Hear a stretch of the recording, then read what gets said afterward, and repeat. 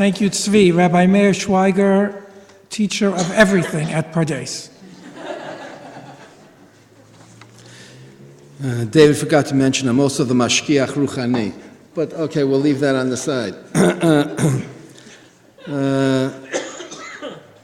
I asked to actually be able to go last because I wanted to hear what everybody else had to say so that I'd be able to somehow relate to it. But what I'm interested in looking at, it'll be a little bit similar to what Tzvi was doing, but I want to, since this is Pardes, look at it from a different angle.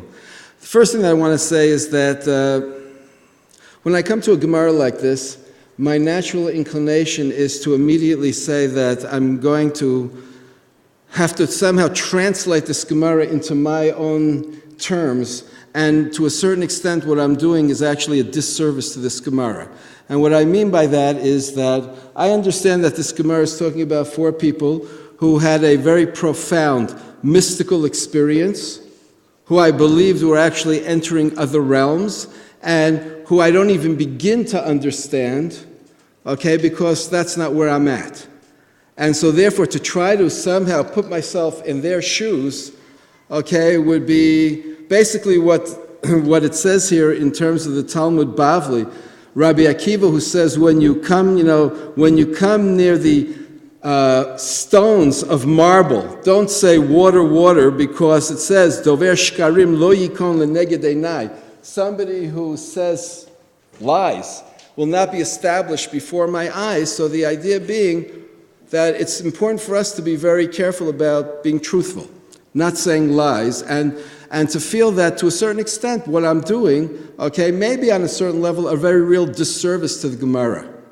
Because here we are trying to analyze the Gemara, which I think in the end nobody here is where these rabbis were, and is actually having the experience that these rabbis had, and to a certain extent what we're doing is to try to find all kinds of ways of translating it, but on a certain level it's important to keep in perspective that, in other words, there is a certain, what I would call, element of distortion. Having said that, so what I'm interested in doing is somehow following up with what Tzvi did, but to be able to look at how it's presented. Actually, one of the things that I find very interesting is the order of the people. And as you start off with Ben Azai, and then you go to Ben Zoma, and then afterwards Acher, and to Rabbi Akiva. And that was something that got me thinking. And basically what I'm interested in doing is, as I said, not taking the Gemara in terms of what I think it's really dealing with, which is entering the realm of mystical, and not only speculation, but experience, but to maybe take it on a different level of just entering the realm of Torah. Okay, if I could even say, call it the pshat of Kabbalah. In other words, talking about just what learning Torah is and the experience of learning Torah. So let me start with Ben Zoma. As Tzvi said, probably Ben Azai. Ben Azai, the Gemara, which I think typifies him in many ways, is the Gemara about Ben Azai not getting married, and Ben Azai saying that what can he do, but he is passionately in love with Torah.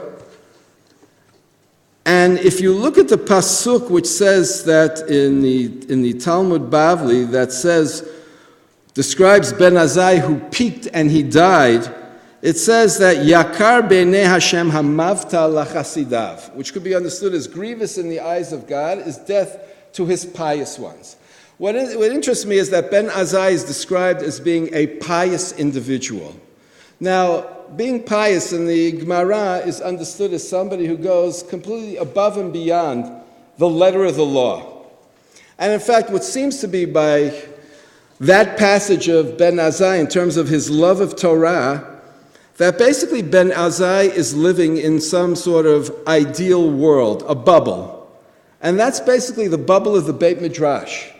For him, in a certain sense, learning Torah, okay, and I would even say living Torah, is something that you're doing in a bubble. There's a very real total disconnect between that and life. And so therefore, when you say that Ben Azai looked and he died, basically what you're saying is that Ben Azai, when he is learning Torah in many ways is totally disconnected from reality. Torah is something which is this ivory tower that you're in. It's an idealized world, and on that level, you're dead. Dead in the sense of not living in reality. You're living in some other world, and that's one model of Torah. And the fact of the matter is, there are models of that exist, of people who basically see their whole lives as being in the Beit Midrash, where there's a very real, sometimes even total disconnect between the Beit Midrash and reality. Probably the best model of that in many ways might have been the Vilna Gaon, who was in a whole other world. Okay, that's Ben Azai. Then you get to Ben Zoma. And Ben Zoma, it says, he tzitz v'nifga, he saw and he was hurt. Okay, which is generally understood to mean that he went insane. I would probably phrase it a little bit differently, and especially if you look at the pasuk which is quoted, it says, Dvash matzata achol dayecha, in other words, you found, okay, honey, so eat, okay, a sufficient amount. Pen tisba'enu, lest you become satiated, v'haka'ato, and you will vomit it out. Which means that when you have something which is very sweet, you have to be able to know how to eat it in moderation. Okay, you overeat, then in the end you get a little bit sick. Happened to me on the tiyul. Okay, but in any case, the point which I want to make with this, and I want to now not take it on the mystical realm, I want to take it on a very kind of down-to-earth realm. The question becomes, to what degree is it that when people learn Torah, that can be something that's actually overwhelming? And it creates a certain disconnect in terms of your reality. Which means, what happens when you find things that you're learning, which in the end you're not able to really integrate in your reality, right? Now, some people would say, at that point you stress out, freak out, right? Which is the way I understand v'nifga. That in other words, you're taking in a tremendous amount, but at the same time you're not able to really, I'm online. You have to be able to appreciate how you take things in slowly so that on some level you can internalize it. So that you don't come to a point where you feel overwhelmed by the Torah that you're learning, and therefore it creates a tremendous amount of angst. Okay? To the point where it could be that you're not able to really function because you become so anxious that what you're learning you're somehow not able to implement in practice. When you come to Acher, that's already taking it to another level. Acher is basically somebody who wants to be able to somehow create what I might call this system that's complete, that's perfect, okay, that's totally consistent. And then the problem becomes when all of a sudden you find that there's a breakdown in the system. There are certain things where you see in the reality which somehow just don't reflect, okay, what you're learning. So what do I do with that? And I think the tragedy of Acher is because Acher wants to be able to see that there is this total unity, okay, and to be able to see that it all fits together as a package. The moment it doesn't, it creates a tremendous dissonance. And that dissonance results in the fact that I create a separation between what I'm learning and what I'm doing. So that what I'm learning, okay, I could be learning all kinds of Torah, but it has nothing to do with the reality that I'm living in. And in fact, my reality may be totally, the way I'm behaving, a total denial of what I'm learning. Because of the idea that if I can't have it totally fit together, then in the end I'm going to create that total separation. Rabbi Akiva is someone who I think of the four personalities is able to make that total integration between what he's learning and between what he's living. And in fact, maybe I'll just end with this, which I think is another Gemara that you have, that, I'm sorry if I'm over, okay, that with Rabbi Akiva, Tzvi quoted the Gemara about Acher, who saw various things that were happening, right? And the classic, One of the examples was Chutzpit HaMeturgeman, right? That here he was brutally murdered, right? His tongue was being, in the mouth of a dog. And then you have this Zot Torah v'Zot Schora. So in other words, is this Torah and this is the reward? And there's such a dissonance between what should be and what is, that therefore I divorce the two realms. What you find with Rabbi Akiva is two things, which is fascinating. First thing is that Rabbi Akiva always had this tendency of saying Gamzo L'Tovah.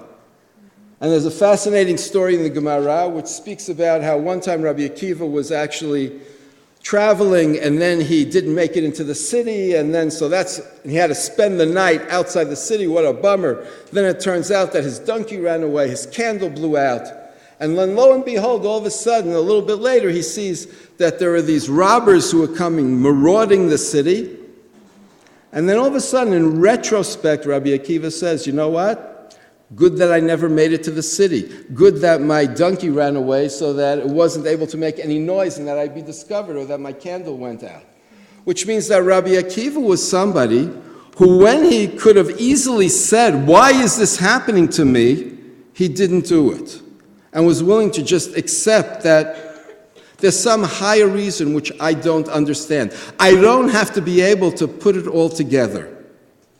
The same Rabbi Akiva is also the person who, when he's being tortured to death, does not say, what about the Torah and what about the reward, but says, and this would be in contrast perhaps with Ben Azai, so there's a certain closure, that here is the moment for me to practice what I preach. If I said that you should love God with all your heart, with all your soul, and your soul means, even if it means giving up your life for your love of God, here is the opportunity that I have to put into practice what I've been preaching. So what Rabbi Akiva is able to do is to somehow find a total integration between what he's studying, what he's teaching, and what he's living. So therefore, I see that, if I were to summarize it, in a certain way, Ben Azai and Rabbi Akiva are polar opposites. Ben Azai has a certain total disconnect between what he's studying, or maybe I should, Rabbi Akiva is a total opposite of Ben Azai on the one hand, Acher on the other hand. With Ben Azai is not living in reality, he's living in a bubble. Rabbi Akiva is very much grounded in reality. Ben Azai doesn't even begin to attempt to integrate the two realms. Rabbi Akiva has a total integration. Acher wants to have that integration, but is unable to do it. And I would just add, he's unable to do it because ultimately he can't see the logic behind it. Rabbi Akiva is willing to say, I don't need to see the logic. There's a certain element of faith which is willing to say, even if I don't understand it, I believe that ultimately there is that integration and brings them together. And Ben Zoma is somebody who would like to integrate what he learns in his reality, but on the other hand, he's doing it too fast. And when he's doing it too fast, he can't live with how he's doing it. These are four different models of what I would call learning and living, and how people somehow try to bring the two together successfully or not so. Thank you.